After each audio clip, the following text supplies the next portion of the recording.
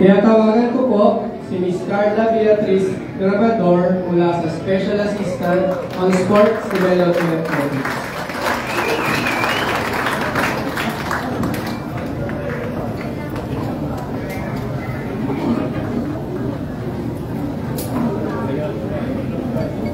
Magandang umaga po, Mayor, Vice Mayor, and City Council.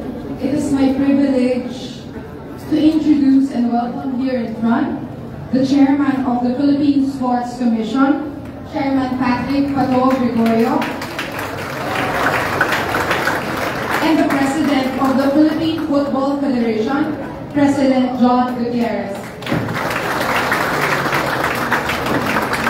Through the collaborative work of the City Government of Pasig, FIFA through the PFF, and the PSC, we made history by being the host city of the first ever edition of the FIFA Futsal Women's World Cup.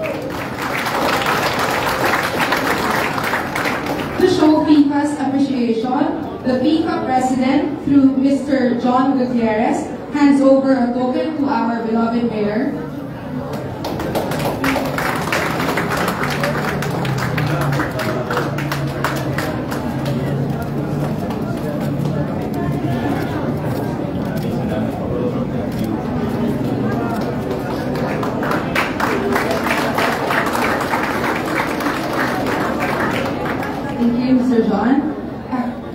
And to strengthen the development of our grassroots program, PSC Chairman Pato turns over futsal and volleyball balls to the city's grassroots sports development team.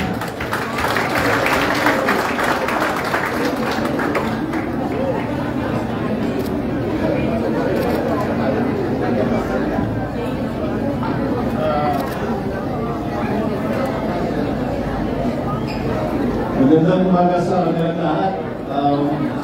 Ito po ay kaunting regalo mula sa PSC at sa Philippine Football Federation para we can further develop football and futsal in the city of Pasig. Ito po ay mga opisyal na bola na galing sa FIFA mismo. So ito po again sa token of appreciation. Magandang umaga po. Kasama po sa aming donation sa City of Pasig, sa pamunuan ni Mayor Vico at Vice Mayor Tulio. Ito po ang tinatawag na volleyball light. Napakagaan po rito. Ito po ang bibigay sa mga bata para matuto sila ng volleyball na hindi masakit sa kamay. This is a new technology that is now being used all over the world to teach young kids how to play volleyball na hindi aaray habang naglalaro. Ano po ngayon? Thank you again, Chairman Pato and President John. We are forever grateful for the trust and support of the PSC and the PFF. Maraming salamat po.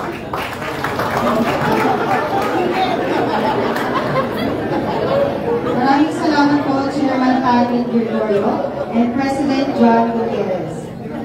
Pinatawagan naman po si Attorney Bernice Mendoza mula sa Office of the City Mayor. Hello, good morning po sa lahat. Good morning, Mayor, Vice Mayor, City Council. On behalf of... Ayan po, gusto lang namin po batiin kayong lahat ng Happy Pop Dev Week.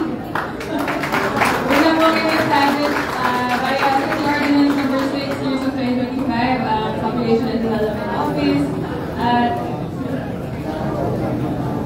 Although since 1992 pa po ang declaration ni President Ramos celebrating the National Pop Dev Week, ay ngayon ay humahabol tayo. Siguro si Consicoin na lang po ang mag-explain bilang great challenge.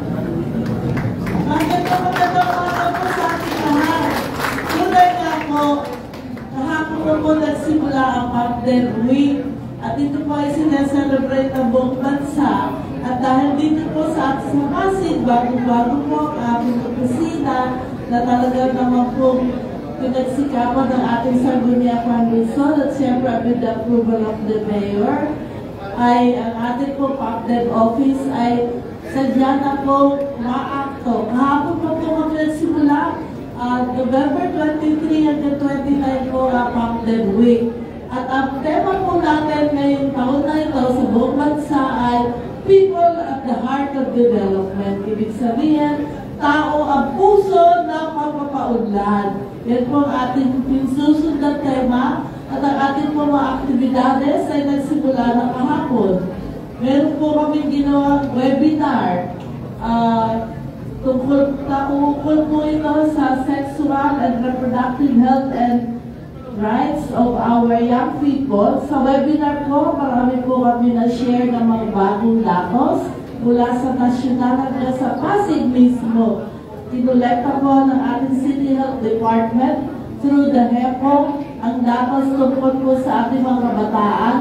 At meron po tayong 40 leader kabataan na sumama sa malayong talakayan kahapon po mula alas 8 ng umaga hanggang alas 12 ng tanghali. At meron po tayong mga gagawing mga aktibidades upang ipakilala at magkaroon po ng mas mataas na angkas ng kalaman at kamalayan ang ating buong Pasig City tungkol sa pag-angat ng pagpunlad ng tao dito sa Pasig.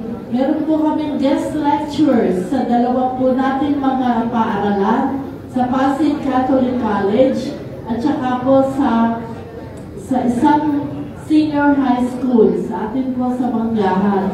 At sa 27 po, kami po ay maglalahad sa inyo kung ano ba itong PAPDEV at paano po kami makakatulong sa ating pong lahat ng opisina, pagpapaunlad po at at ang ating pong mga polisiya at mga programa ay magkakaroon po ng dating dahil po sa mga datos na amin pong kinolekta, inanalyze. Kaya sana po ang ating populasyon, ang populasyon ng Pasig ay magkaroon tayo ng tunay na kamalayan kung paano po tayong lahat na naglilingkod sa ating gobyerno ay makakatulong sa pagpapataas ng antas ng kalagayan ng ating mga Pasigenyo. Yun lamang po, maraming salamat. Happy PAPDEV Week! Thank you po. Ang boss po namin, una-una ay ating walang iba, kundi ang ating attorney, Bernice Mendoza. Yes. Salamat po marami. I-invite ko na po in advance ang City Council and yung department heads po. Represent po yung Philippine Statistics Authority ng preliminary data. So sa session hall po sa Thursday, we will send out the invite. So thank you po, happy PAPDEV Week. Maraming salamat po. Maraming salamat din po sa mga departamento at tanggapan na namuna sa maikling programa sa umagang ito. Mula po sa Economic and Developmental Sector, PCDRRMO, ako po si Zara J. Manila, PCDRRMO, Pasig Emergency Unit. Maraming salamat din po sa Philippine Sports Commission and Philippine Football Federation. Mula sa ating Pasig City Symphonic Band at Cultural Affairs and Tourism Office. Ako naman po si Mark Sigfred Ochoa mula sa PCDRRMO, Pasig Emergency Unit. Kami ang naging guro at sa malatutunan ngayong umaga. Maraming salamat po.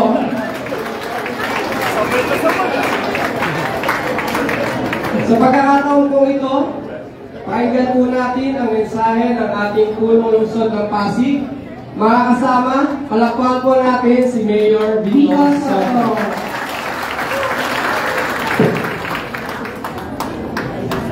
Maraming salamat po. Magandang umaga sa ating lahat. Good morning. Maraming Dodot sa ating Sangguniang Panlungsod, sa lahat ng kawani ng nasyonal at global na pamahalaan. At lalo na siyempre sa ating mga bisita mula sa Philippine Sports Commission at sa Philippine Football Federation, kay Chairman Pato Gregorio, kay Press John Gutierrez, maraming salamat po sa inyo. Una sa lahat ay kami po ay puso nagpapasalamat at congratulate din po natin sila at ang lokal na pamahalaan ng Pasig ay masaya na makatulong kahit paano sa matagumpay na pag-host ng Pilipinas ng first ever World Cup ng futsal sa women's. At dito pa po sa Pasig naganap ang mga event. Kaya congratulations. Thank you also for the opportunity. Siyempre sa FIFA, thank you for the opportunity. Napakasaya dahil dito sa Pasig City ang host ng event. At pangalawa, dito na lang din naman ang of course, papasalamat tayo sa mga binigay po nilang mga bola equipment para sa grassroots sports natin. At alam naman po natin na proud talaga tayo sa grassroots sports natin, sports unit, yung mga ibang coaches po natin. Hindi naman po natin pinagyayabangan. Number 1 po tayo nung nakaraang Batang Pinoy.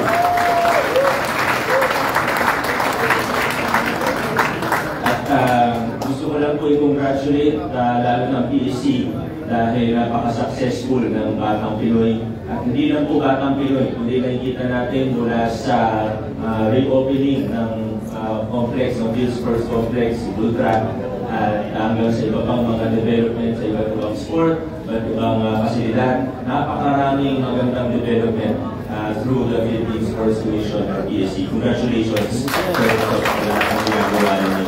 Yun lang po una. Maraming salamat sa inyong lahat. Congratulations ulit sa Lungsod ng Pasig, sa PSC, sa PFF, sa lahat ng iba pang mga kasama. Adjourn na po tayo. Good morning.